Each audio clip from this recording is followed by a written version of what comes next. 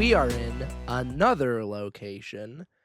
I have not filmed back-to-back videos in the same location in the, 2.5 months since I've started uploading regularly again. That will be changing this week, I think, though, because this is my NCAA Outdoors recap, and then This Week in Throws is gonna be coming in a day or two, and I don't think I'm moving around before then, so we'll see if something changes, but yeah, NCAAs is wrapped up. I'm now recording this on Tuesday, so had a little bit of time to decompress a little bit. Drove home from Eugene, drove back down to the Bay from Eugene on Sunday, and just what a week it was. There were upsets, there were some non-upsets that messed my predictions up. There were crazy sixth round marks. There were crazy marks out of the first flight. Just, I mean, it had everything you could have possibly wanted from an NCAA Outdoor Championships. The headlining battles lived up to the hype, and it was just a really, really fun 4 days of throwing, which we're going to hop into right now. So we're going to start with the men's hammer, which, if you guys follow Paulie Throws on Instagram, you know this has been a bit of a topic of controversy, because my predictions, I had Kostas Zaltos winning, but I thought Tarek Robinson O'Hagan was going to beat Anulos Monseranis for that second place spot. And someone, I think one of Anulos's friends, found my Instagram post, and he called it the stupidest hammer prediction ever. And then, so we started off on a good note there. Anulos ended up finishing second. Kostas took first, and Tarek finished third. And then Anulos came back and commented later that night and said, "Damn, you are not so good at predicting the throws, man." And then he came back the next day after the first day of the women's throws and said my predictions weren't aging well, which they weren't. And I have full reaction video on Instagram to all of my picks. So men's hammer really caused a lot of problems for me this week. But Kostas Zaltos, I mean, he was, I think, the favorite coming in. I gave my reasoning for it where, yeah, Anulos had the best mark in the country coming into this one, but Kostas has the experience. He's finished inside the top 3, I believe it is, 3 times already at this meet. He's just a seasoned competitor, and he showed that this weekend. He comes out, or I guess it was on Wednesday, so it wasn't really this weekend. But he comes out, goes 78.08 for the win. His first time over 78 meters, and he also threw 77.18 to back it up, which was the second best mark of the competition. And he came out swinging 76.92 and then just kept building on top of that. So great series out of Kostas, and just seeing him finish his collegiate career the way that he did was so special. And I got the chance to talk to him a little bit in the mix zone, and so I'll put some of that in here. Kostas, you still got that piece of paper on you? Yeah, I do. The little sticky note? Yeah, I did it in 2023 when I got second. It says the date here too. And then I knew I'm gonna redshirt in 2024, so in 2025 I said I'm gonna win. And I had that sticky note on top of my wardrobe just to see it every day, and just it gave me the motivation just to come back here and do my thing. And I'm so happy that I finally did it. So that's why I brought it with me. It's my little thing. Yeah, winning. So you win the title. You also throw 78 for the first time. How'd that throw in particular feel for you? It feels so good, and for a small millisecond, I messed it up at the end and could be way farther than 78. But you know, it's a thing that I need to worry for the future. But I'm very happy for my series. I had a great series, my best series ever. So I'll take that as a good effort. I'm very happy. I still haven't figured out what I've done so far, what I've accomplished, but I'm excited for the future. For Anulos, he came out swinging, and he had, I think, 4 or 5 marks at 76, very, very high, 2 over 76.90, and he ends up at 76.96, which is a really strong mark for him to take second. Tarek finished third, which is pretty in line with what I predicted performance-wise, because Tarek PB'd by over a meter. He came out, almost equaled his PB in round 1, and I'm like, "It's gonna be a good day." And then he throws almost a meter plus PB, in round 4, and then in round 5, he actually does throw a meter PB and ends his day at 76, 78. So, like, he threw obviously better than he's ever thrown in his life before, which is what I predicted him to do. I just doubted Anulos a little bit too much. But one of my favorite storylines out of this competition was we got things started out hot in Flight 1 because Cal Poly's Rory Devaney came out and threw 74-16 on his second throw in Flight 1, and he ended up finishing 5th. This is a guy who he's a junior. This is his first time at an NCAA championships. He threw a 4-meter PB at this meet, or little less than 4 meters. I think his PB coming into this one was 70-33. But like in 2024, his PB was 67 something.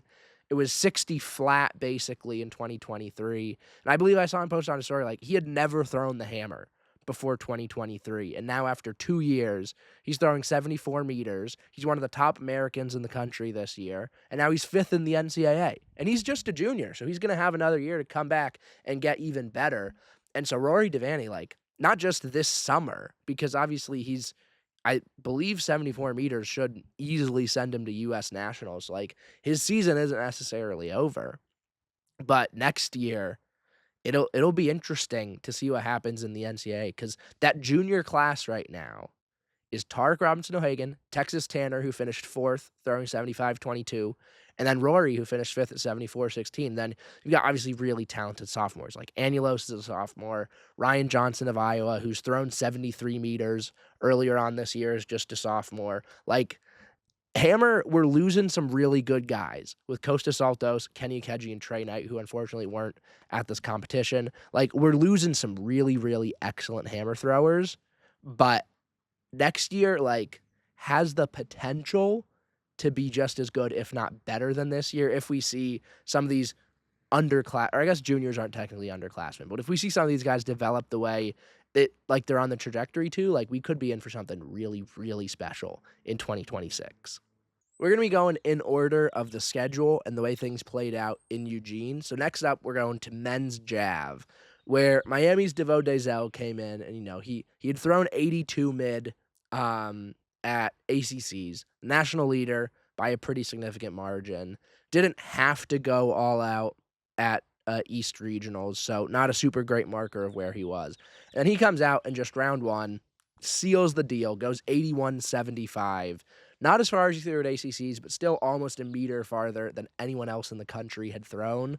So he just wrapped this up with a bow nice and quickly. But behind that, there was a lot of kind of topsy-turviness where you saw a lot of top guys really not bring their best stuff necessarily. Mustafa Al-Sharif of Georgia and Keyshawn Strawn of Auburn, who I believe are the only other 2 men in the nation that have thrown 80 this year, I want to say. But they finished 4th and 5th, both throwing 76 mid. So, like, not terrible days for them, but obviously not necessarily where they'd want to be at a national championship on this stage. But there were 2 guys that really took advantage of that and finished 2-3. So huge shout outs to the University of Florida's Lakel Cabrera Gay and Missouri's Callan Saldado. For Lakel, he's a sophomore from Cuba, transfers to Florida from Umpqua Community College last year, which is about 50 miles south of Eugene. So he comes back to Oregon, and this year has just been the things him and Eric Werski, the throws coach at Florida, have been able to do this year are really, really impressive. Where he came in, like, he ended his season out last year throwing, I think, 73-50 maybe. But I'm pretty sure that was his only competition kind of in that range last year. So it was more of like a fluke, not a fluke necessarily, like a one-time thing where, like, he hadn't shown the ability to consistently be at that mark. And he's only had 1 meet this year where he's thrown below 73 meters. So basically every meet this year has been better than his best meet last year, which is a really impressive thing to do, especially moving across the country, going through a coaching change, all the things like that. And so he's thrown like 77 high a couple times this year. He's thrown a couple 76s. It's just been a really consistent season for him. But then he pops out this one. He goes, so first round, 78.51, PB by about 80 centimeters, I think it was, maybe 60, 78.51. And then comes back around three and goes 79.05. Lakel Cabrera Gay, you madman. And then top to bottom, this was just the best series Lakel's ever had because then he follows that up 77.3 and then goes 78.8 to close it out in round 6. So he has the 3 best throws of his life, all on the biggest stage he's ever competed on. For Callan, it's a little bit of a different story where he comes to Missouri from Louisiana Monroe. And I mean, he's been in the NCAA since 2021, so he's a fifth-year senior now. And he just hasn't necessarily had that breakthrough performance. Like his PB before this week was still 73.67, I think, from 2023. So he came to Missouri. He's been there 2024, now 2025, and he hadn't PB'd yet, but he'd been solid in the like high 60s, low 70s, that kind of area. In round 1, he goes 76.88, 3-meter PB, just an absolute missile out of the first flight. Another one like we saw out of Rory, where he's out of the first flight. He throws this huge mark, but then that holds up. I mean, obviously DeVoe and Lakel passed him, but he holds on for third the whole way. And just what a way to close out your collegiate career. And, it sets himself up for a solid showing at USA's, you think, with, I mean, the 2 guys ahead of him aren't American. You look at some of the Americans in the field, like Mike Stein, I believe James Katowski from UMass Lowell, who 3 guys threw big PBs out of flight 1 and finished as in the top 9 as finalists. But yeah, I mean, for Callan, he's the top American in this field by a pretty significant margin. And so he should be feeling good going into USA's, where obviously there's some tough pros. Like, it's another situation with Lakel where, like, he's probably not gonna make it to Tokyo. He might not even, or he almost certainly won't, like, even get the rankings points, but it sets him up nicely for at least a solid showing at USA's that could definitely build some confidence into whatever his post-collegiate plans are. Men's shot put now. Maybe, not maybe. This was, I think, the best competition of the weekend just because of the way that everything just got flipped on its head in the last couple rounds. I believe that going into the finals, 1 through 5 were between 2017 and 2010. And so it was just clumped at the top. And surprisingly, Tarek was at the bottom of that pack. Where, he's just been so dominant at NCAA Indoors. He won on his first throw. Nobody was able to match that throughout the whole competition. Dealt with some adversity, coming right back from that hammer competition just a few hours earlier. But he fouled his first throw, 1946, and then 2010, headed into the finals. Was only good enough for 5th at that point. But then rounds 4 and 5, it looks like he's figuring things out, and he goes 2034 and then 2041. So then we're moving into round 6, and Tarek's in the lead. Second belongs to Oregon freshman, redshirt freshman, I believe, Kobe Lawrence, who in round 5, he throws a huge PB of 2032. And he had thrown 20 last year while he was redshirting. But this just like a huge destroys his previous collegiate PB. And really good series for him with throwing 1990 and 1989 as well. He ends up finishing in 4th, though, despite being in 2nd going into round 6, because right before Tarek takes his last throw, it's North Carolina's Tommy Kitchell, who goes 2074. Absolutely incredible moment. The just reaction from him, you could hear the North Carolina fans in the stands. I remember Tommy was throwing at indoor nationals. That was maybe one of my favorite moments of the whole meet because, North Carolina is a team that, like, most of their points come from the distance events. Ethan Strand, Parker Wolf, Michaela Page, blah, blah, blah, blah, blah, Colton Sands.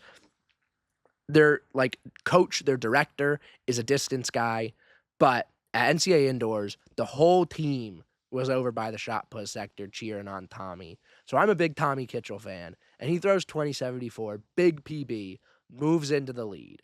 Tarek can't answer with his 6th throw. So immediately you're like, okay, wait. We're about to have a new national champion for the first time since Outdoors 2023. So pretty surprising stuff. And then Jason Swarren steps into the ring. National leader this year, having thrown 21-37 at the beginning of May. The guy I was doubting, I had him finishing third. He steps into the ring. I believe he was sitting in fifth at this point. No, fourth. Because it was Tommy, Tarek, and then Jason. Or no, Tommy, Tarek, Kobe, and then Jason. The guy goes 21-23 in round 6. And I was like, no, my prediction. No, that was an incredible moment because like he had just seen Tommy do the same thing. And then Jason comes back and just answers in a big, big way. I mean, he's the only man in the country this year outdoors that's thrown 21 because Tarek threw 21-11 indoors, I believe. So on paper, like he should have won. That's kind of, but it's just Tarek had the resume of Tarek was kind of pulling a lot of people in that direction. Like that's justified. But then Jason Swarren says, no, I'm going to throw 21-23 in round 6. I'm going to do something incredible. And just, God, that was awesome. My predictions hurt badly, but it was pretty cool. And now it's interesting to see, or it will be interesting to see if any of these guys, Jason, Thomas, or Tarek, can make noise in the U.S. scene when we get to champs. It'll be tough just because the level of the pro guys this year is so unbelievably ridiculous. But the door has been open. Like, no one's necessarily shown any true dominance yet. And obviously a really strong mark for Tommy. But then Jason's now thrown over 21 multiple times this year. And maybe I'm putting too much stock in this, but Tarek Robinson O'Hagan is pissed off right now. And that should terrify people because an angry Tarek sounds like a really, really scary thing to deal with if you're another thrower. So I'm intrigued to see what will happen at USA's. In my heart of hearts, I don't think any of them will be able to necessarily yet unseat like a Peyton or a Joe or a Ryan, even though Ryan has a bye, so that doesn't really count, or a Trip. It'll be tough, but these guys have shown they're willing and able to do that if one of them slips when they're back in Eugene, I guess, that first weekend of August. Heading on over to day 2 now, let's talk about some women's events. We're going to start with the hammer. The first kind of there was a little bit of drama, I believe, surrounding the women's hammer because Emily Fink, the national leader from Army, fouled her first 2 throws, and they looked like very, very tiny foot fouls along the ring. And the first one, if I remember correctly, the first one looked like mid-60s, so not a crazy mark, but potentially enough to get her through to the finals. They called that one a foul. Her coach went down and was talking to an official, but there was never an official protest put into the results page, I believe. So I don't know what happened with that. But then her second throw was maybe it was 69-50 at the worst, it looked like. So really big mark. Absolutely would have gotten her 3 more throws. Again called a foul in the ring. So that one, I haven't seen any video or anything, but I know there was I was standing next to some Army parents, I believe, and there was definitely some frustration there. So it's unfortunate that was kind of the haze lingering over the competition, I guess. But unfortunate for Emily. Hopefully she comes back better from this, uses this as a little bit more fuel now headed into USA's. But let's talk about the throws that actually did count one way or another. And right off the bat, it looked like Texas State's Laura Roberts was going to be running away with this one because she goes a shade under 70 on her first round and then 70-42 to take a pretty commanding lead in the second round. But Shelby Frank and Steph Ratcliffe of Georgia were both throwing well throughout the first 3 rounds. But with the way Laura was just putting her series together, it was like it feels like there's something bigger on the horizon. But then we flip to the finals, and it turns out that the something bigger on the horizon was for Steph Ratcliffe because she goes 71-37. Her best throw since she won the NCAA title competing for Harvard in 2023 when she threw 73 plus. And it was just so good to see for Steph because last year she dealt with, I think she had a back surgery, she said, in the offseason. And then that season just didn't go the way she wanted. She fouled out of this competition last year. But then she ends up qualifying for the Olympics after a really strong summer. And then this season, she's been building back. She's been over 70 a couple times, wins the SEC title, comes in here. And there were some fouls directly into the cage in her warm-ups. And it looked like I was like, we might be careening towards a repeat of last year. But then she comes back with 6 legal throws in this one. 3 over 69, or 3 that were 69 high, and then obviously the 71-37 to take the win. So just incredible series for her. And it was just really fun talking with her in the mix zone because it was just such an incredible sense of relief, especially getting a clean one on the board first with a solid mark, and then early hitting some big ones with a couple 69s in rounds 2 and 3.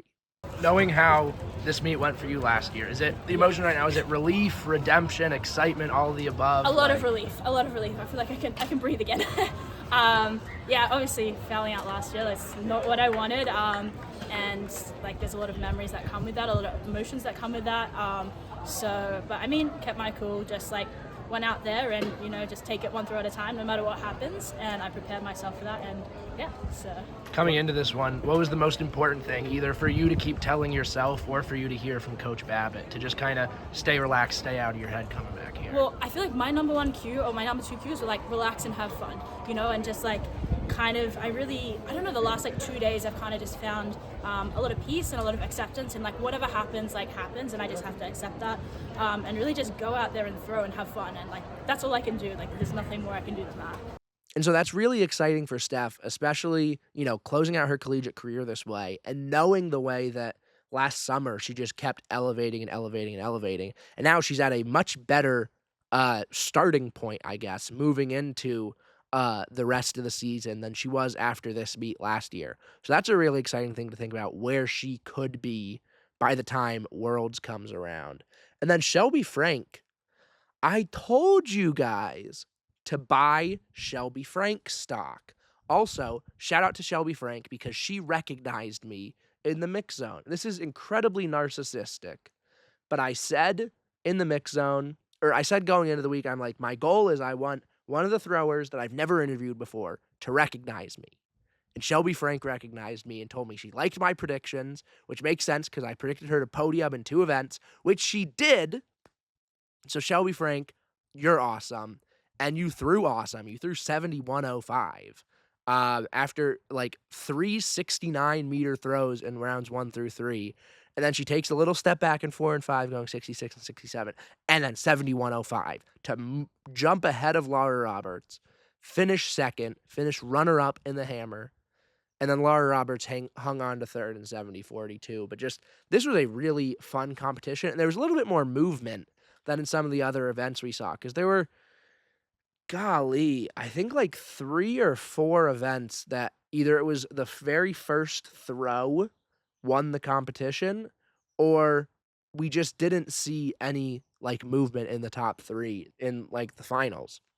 So this one was a pretty exciting one where you see Steph jump from, I think she was in second up to first, and then Shelby jumps from third into second, and there was just some good, exciting movement, which is always good to see. Women's Jav, I think, is my nemesis now because, golly, my predictions went horribly. First of all, this was an insane competition. The entire podium was over 60 meters. And I think there's 15 women maybe in collegiate history that have thrown 60 meters before. 2 of them entered that club in this competition on Thursday, and there were 3 of them in the same competition, which is just ridiculous. My podium was Leanna Davidson of Georgia, Maddie Harris of Nebraska. They ended up finishing 4-5 with really solid marks, but, obviously not the positions they'd probably hope for. And then Missouri's Valentina Barrios Bornicelli, who I had finishing 3rd. And realistically, I thought that might be a bit of a stretch, and I thought I was going to be putting way too much stock into a really good performance from SECs.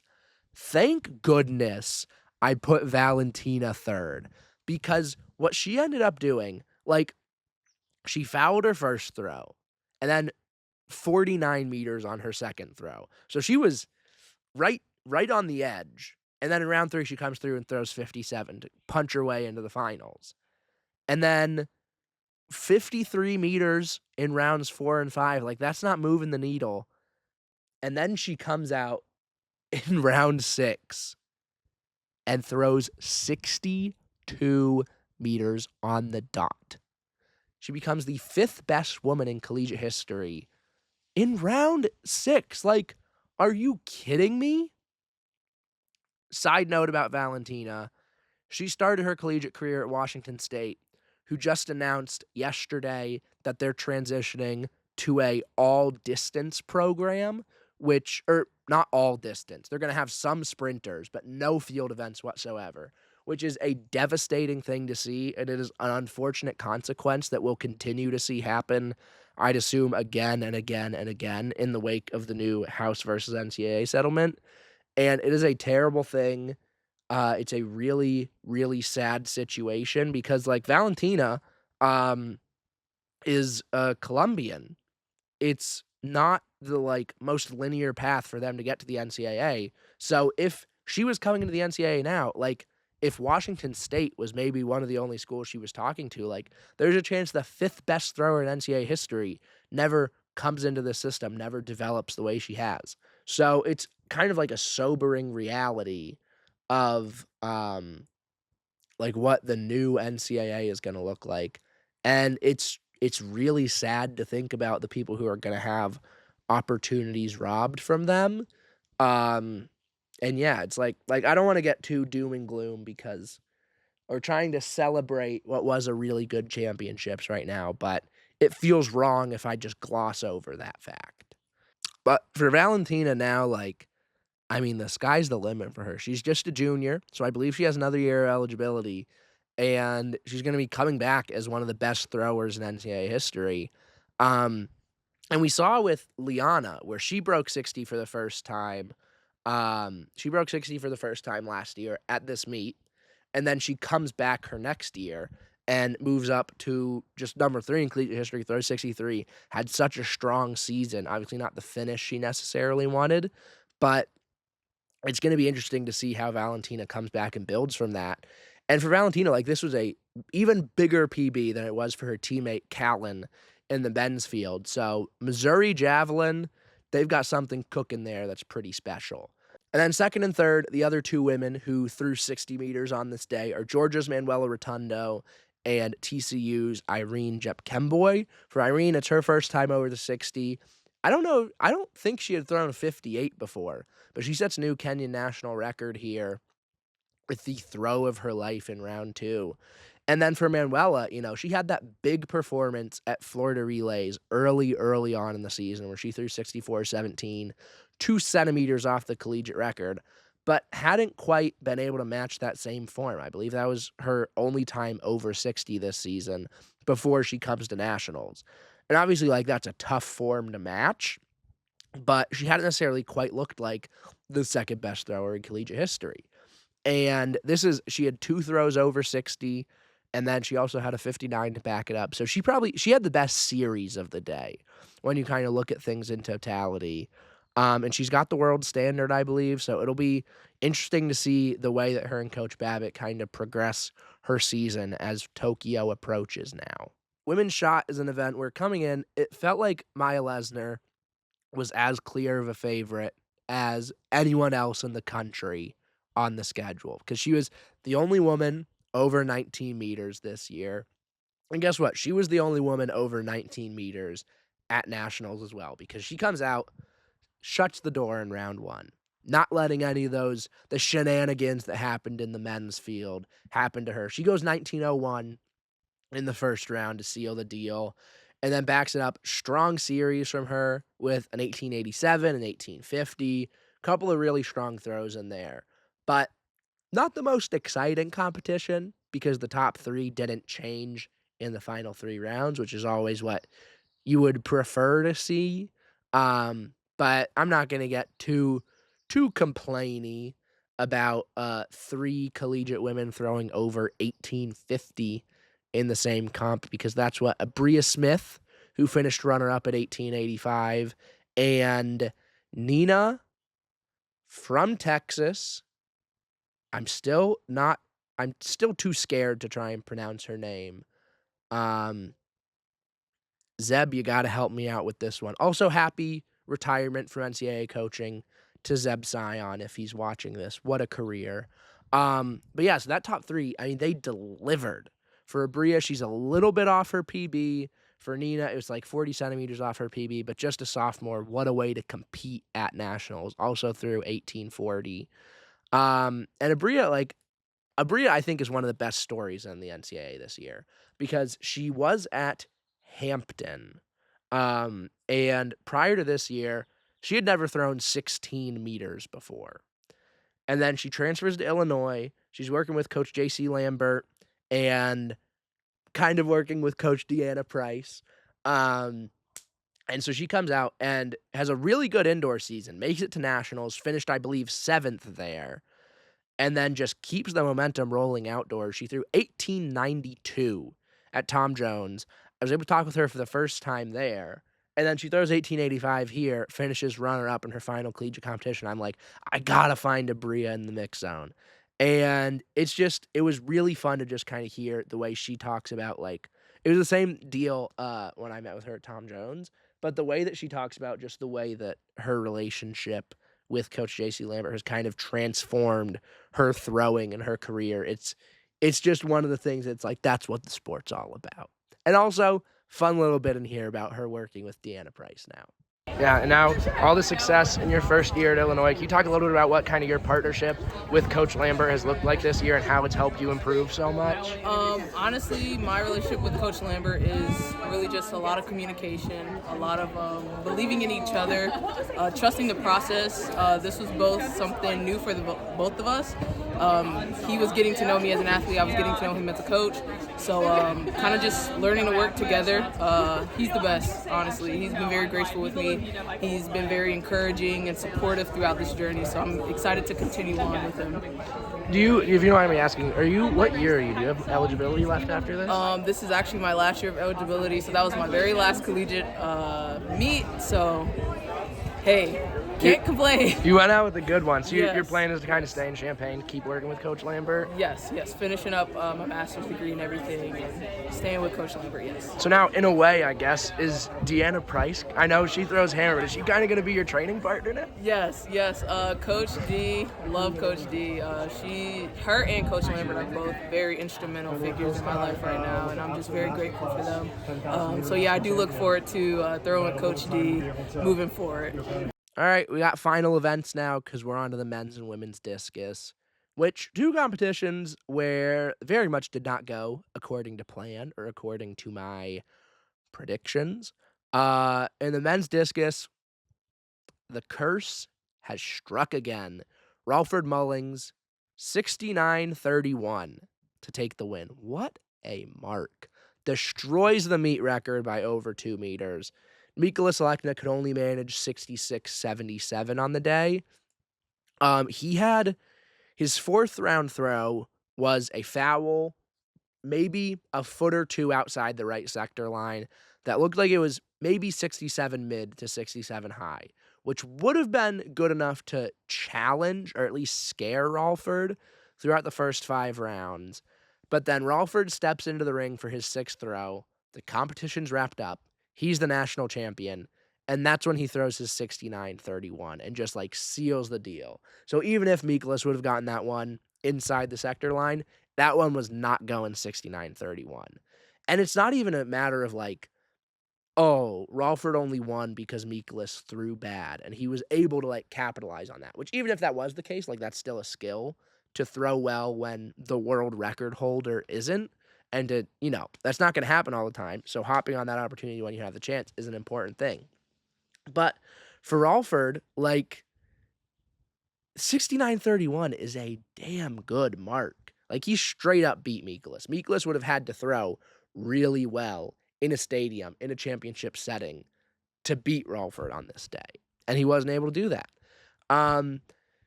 He said some interesting things in the mix zone. And I also got to speak with Coach Mo Satara afterwards, where he feels like something about the way their training cycle is set up is just the beginning of June isn't super sharp for him for some reason, which is interesting because you look back at NCAAs in 2023 or 2022, which is where this kind of started, where he was already the collegiate record holder. He's 19 years old. Claudio Romero beats him by like 2 centimeters. That one's understandable. He still threw 66. 2023, just a bad day in Austin where he throws 63, which is his worst mark in a final since 2022, where he really kind of started throwing the senior implement, obviously, and then like kind of rose to international prominence. And then last year, even this same week, this same time span, was the European Championships. He was redshirting, but it was European Championships in this same area of the month, and it was his worst competition of the year. So there might be some merit to just something about the way their training is set up is just not super sharp. I'll give Miklas and Coach Mo the space to kind of share their thoughts real quick.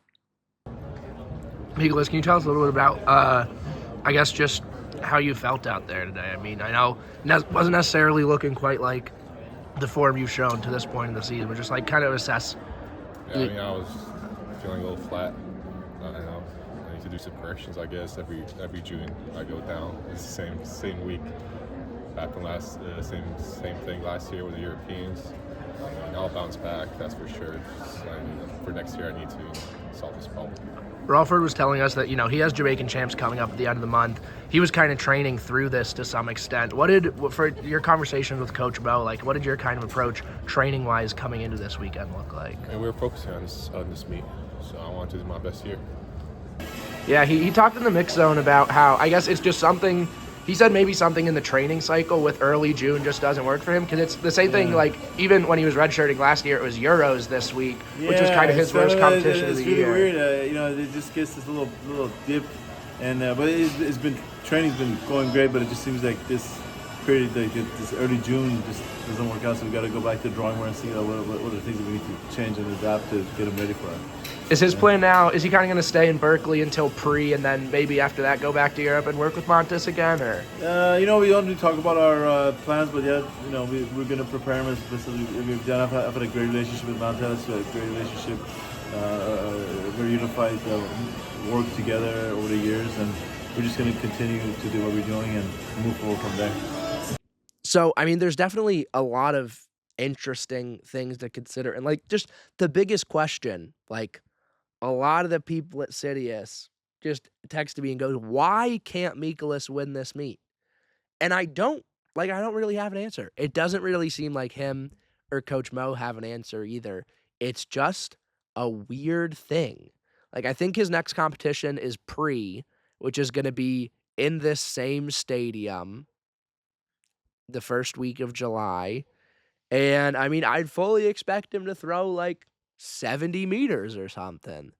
And it's just a weird, because it doesn't span to other meet. I don't know what to say. One thing I hate is the take that it's just oh, he can't win anything. And that is such a bad take, or he's a bad championship performer in any sense. Because obviously, so NCAA is 2022. He comes in there, throws okay, but a 19-year-old throwing 66-15 in a championship setting is still really, really good. And he got beat by 2 centimeters. It's not that big of a deal. Worlds in 2022, he takes silver as a 19-year-old And then he comes out and wins the European Championship like 2 weeks later against Christian Che, against Daniel Stahl, against as stacked of a field as you'll have at a European Championships at 19. And then 2023, I think that is really the only one where you can say like he choked or whatever. Is it or I guess you can say he choked this year at NCAAs. Like 66.77 isn't a bad mark, but his worst mark coming into this one was 69.80. So there's some merit to saying that. But 2023, just a bad day for him at NCAAs. That one, you can kind of give him some of the blame. At Worlds in 2023, he's 20 years old, takes bronze. The two guys ahead of him were the championship record from Daniel Stahl and the guy who had held the championship record from the year before, Christian Che, who also threw 70 on this day. And Miklas threw, I think, 68 high. So can't really blame him on that one. And then last year, Euros, it like I said, it was his worst competition of the year, but 67.50, I believe, is what he ended up throwing in the final there. Like, that's still a good mark. He still managed bronze against a really tough field. Then the Olympics, like, you cannot fault him for throwing this is now like a 7-minute rant defending Miklas Alekna, which I don't really think is something that needs to happen, but it's happening anyway. But he goes into the Olympics and throws 69.97, which is the Olympic record, and gets nipped by 3 centimeters. Like, just, you can't say, oh, he's just never won anything. Like, he won the European title when he was 19 years old. And then he's a 3-time global medalist. He has another European medal. Like, he is ridiculous, and he is a good championship competitor. Things just don't break his way. And like I said, I think if you look at ignoring like World Juniors or whatever in 2021, so you look at NCAAs, Worlds, NCAAs, Worlds, Euros, Olympics, NCAAs. At like 8 championships, I think there's 2 of them that you can really like pin on him and be like, he didn't perform here. So I think that's just an unfair and not super in good faith kind of criticism of Miklas. I realize I've spent all this time on him now, and I really need to give Rolford Mullings more love because he's such a good competitor. I mean, this guy was also in the Olympic final last year, like Miklas, red-shirted. But, like he's thrown 69 earlier this year at Texas Relays. He threw 69.31 here. That Jamaican team is tough to make. When you look at Rolford and Frederick Dakers and obviously Roger Stona and Chad Wright and Travis Smeichel, and like half of this NCAA final was Jamaican. Raquel Broderick threw 63.31. I believe Christopher Crawford is Jamaican and threw 59. Christopher Crawford and Christopher Young both throw for Alabama. One of them is Jamaican, one of them is Trinidadian. I forget which one is which. But you also have Trevor Gunzell, who throws at Alabama, who's Jamaican and has thrown 63 high this year. Like, that team, it's right up there with Germany as the toughest men's discus team to make in the world this year. And for Alfred, like, that championship is coming up in 2 weeks. And so you can't get much more confidence, I don't think, than taking down the world record holder in an event where he was heavily favorited. An event where Paulie Throws picked him to win. So yeah, I'm excited to see what Rolford's going to be able to do coming out of this one. This is already running way longer than I thought it would or hoped it would, but I'm just embracing that now. So let's talk about women's discus, where it was another one, not the most exciting thing in the world, where the top 3 doesn't really change that much, and the competition's decided in round 1 when Sierra Jackson goes 65.82, meter plus PB, shatters the meet record that was held by Jorinda Van Klinken. Just what a throw. And Sierra has the most interesting windup I've ever seen, because she just goes full discobolus, and just holds it for like 5 seconds, completely still, and then starts her throw. It's very interesting, and I'm kicking myself because I meant to ask her in the mix zone how she kind of came into that being the beginning of her throw. And I forgot to ask her about that. I'm really sad. So, Sierra Jackson, if somehow you see this clip, please tell me the answer because I'm very curious. Anyway, this competition, there wasn't a ton of movement, but the marks were ridiculous. You had 7 women go over 60 meters. You had 5 of the top 7 throw a PB. Sierra Jackson, 65.82. Shelby Frank, 63.37. Kaiser Marie Lindfors, 62.57. Amanda Ngandu and Toomba, that's not actually her PB because she threw further in Ramona. So only 4. I apologize. Adrian Adams, 60.55. The surprise of this field was Jaden Ulrich, who she was struggling with some fouls, throwing discs like right into the net in warm-ups. And I was like, I don't know how much stock to put in that. And then she comes out and throws 60-25, 59-65, and then fouled each of her final 4 attempts. I forget how many of those were intentional scratches. But unfortunately, just not Jaden's day. She had a really strong day, finishing 4th in the shot on Thursday. But I know in the discus, her like premier event, that's not the way she'd want to go out for her collegiate career. But I'm interested to see how she'll respond.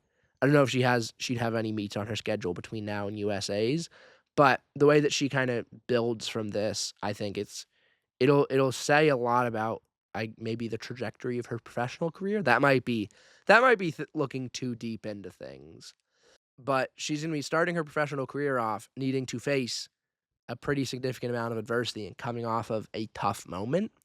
And there's going to be a lot of adversity at the U.S. Championships in the women's discus because there's going to be a lot of really good women there, including Shelby Frank, who threw 63.37 in round 4. Another big PB for her, just proving me right, making me look like a genius. Thank you, Shelby. Alita Van Dalen finished 2nd in this one, throwing 64.94. And it's her best finish at NCAAs, her best mark at NCAAs, the best mark ever by a runner-up at NCAAs. I think she's 7 centimeters off what was the meet record coming into this one. But obviously, she's thrown 65 plus a lot. She had it in the tank for her to win this one. And she 100% had the quote of the week in the mix zone amongst the throwers. It's your best finish, your best place, your best mark here at NCAAs, but 2nd, 64.94. Just what are the emotions like right now? It's like getting silver with a golden rim because I've done everything I could to perform at the highest level, and I've had the best throw in the NCAAs since 2023 so far. So I'm mixed feelings. Of course I'm upset because everyone likes the the gold for sure. I love gold. It's my second favorite color. So it's just it's a little hard, but I'm also very proud of all the girls that we set a history. We made history with throws that we had today, and that every throw was so deep from everyone. And I don't know, correct me if I'm wrong, but 6 to 7 people were over 60 meters, so that's 7. ridiculous. And the best marks for place for 1, 2, 3, and 4 ever in NCAA history. Yeah, exactly. So that's crazy, and it's just I just wanted to break that consistency mark so badly. That's why I was damn it. Because I'm so consistent around this 65 mark. I just want to have that breakthrough, and that's why I was a little bit upset. But of course, I'm allowed to be upset, but I also need to take grace for a great effort that I put. And I just need to stop being so hard on myself and just accept that I'm still great. I still did my job, and we're ready for postseason, I guess. For Alita, I know it's a moment that stings a little bit. She told me before the season her goal was one word: to dominate the NCAAs. And, she's got another year to do that. And she'll also be with her brother Jarno, hopefully, fingers crossed. She said there were some visa issues with him, it sounded like. Hoping that all gets sorted out, because if we're robbed of Jarno Van Dalen in the NCAA, I'm going to cry. But yeah, for Alita, like, she obviously has a big summer ahead of her. She did say maybe more of a focus on disc this summer instead of shot, just because her shoulder injury from the indoor season is still kind of messing with shot. She finished 9th this weekend. And yeah, I'm excited. I'm all about the responses. I'm all about the competition doesn't go the way you want. How do you respond? I'm excited to see that for Alita. But for someone who had the competition go exactly the way they want, Sierra Jackson, what a day. Because the national stage has not necessarily been her friend in recent years. She's fouled out at prelims or at regionals. She hasn't thrown well at the national stage. This has not been her friend. But she comes out, gets the job done right off the bat. Huge PB on her first throw. And the just emotions of that moment for her were really special. On the first throw, is it like a little bit of a sigh of relief? Like you get one in and it's not just a mark on the board. Like it's the meet record on your very first one. Like what are kind of the emotions immediately after that one? Really just like getting a mark on the first throw is like relieving for me, because sometimes I don't get a mark on the first throw and then I'm stressing the rest of the competition. So being able to get a mark the very first throw like relieved a lot of stress, and I didn't feel as much pressure going into the next ones. So that was good. Were you on those last couple throws, like were you able to like throw a little freer, or were you kind of like, all right, I've got one in the bag, like now I can really kind of let one rip and try and put one big out there? Like what was kind of your approach to those last couple ones? Yeah, definitely the last couple of ones I feel like I tried a little harder, but I think I tried harder in the wrong places, and coach always tells me that I just need to do my throw, and I don't think I was doing it on the last ones. I think I was just trying to like throw further than 65, but it's okay. All right, so that wraps up. I've been recording for 57 minutes. I don't know how long this is going to end up being, but that wraps up a very extensive look at the throws from NCAAs. We're not done, because we've got This Week in Throws coming up too, because boy, oh boy, did the professional throwers bring it this week too. But yeah, for right now, I've yapped enough. So that's all I've got for you. Thank you for watching. Please like and subscribe.